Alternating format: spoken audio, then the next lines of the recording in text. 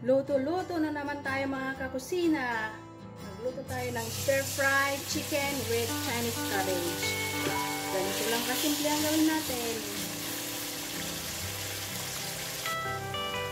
I-light fry lang natin yung chicken mga kakusina. Minarinate ko sa oyster sauce, konting seasoning powder, saka konting asin. Ayan, baliktarin na natin.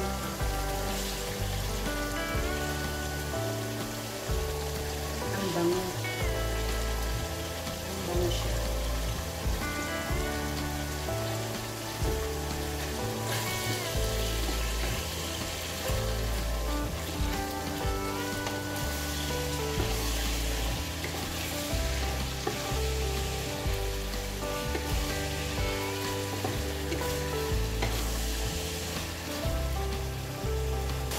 So, ayan, hanguin na natin ang ating chicken.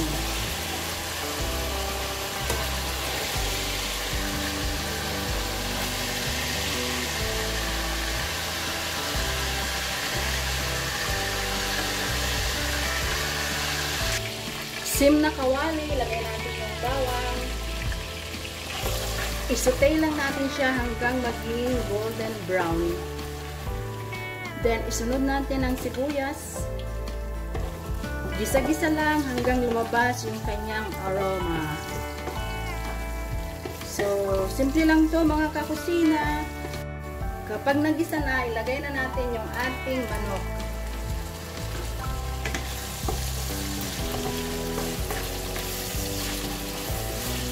Haluin lang. Maglagay tayo ng black pepper powder. Maglagay din tayo ng konting tuyo. Then, haluin lang.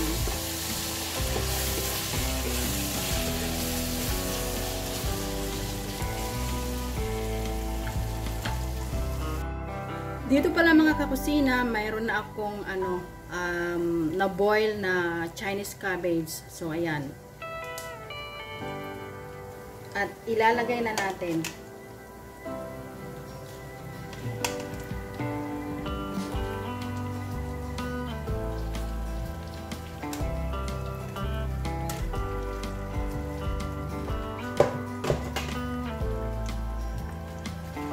Then, haluin lang ng very, very light.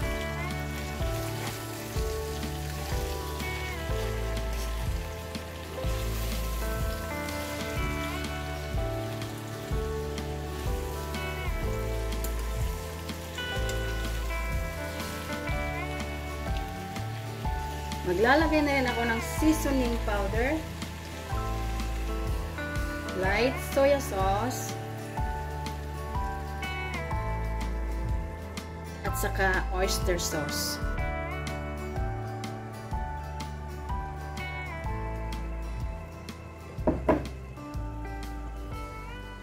And then, haluin natin ulit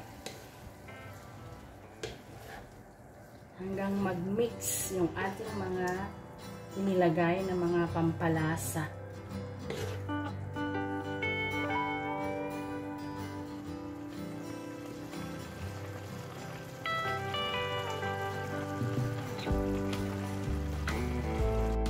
So, ayan na nga, luto na ang ating stir-fried chicken with Chinese cabbage. So, ready na tayong mag-plating.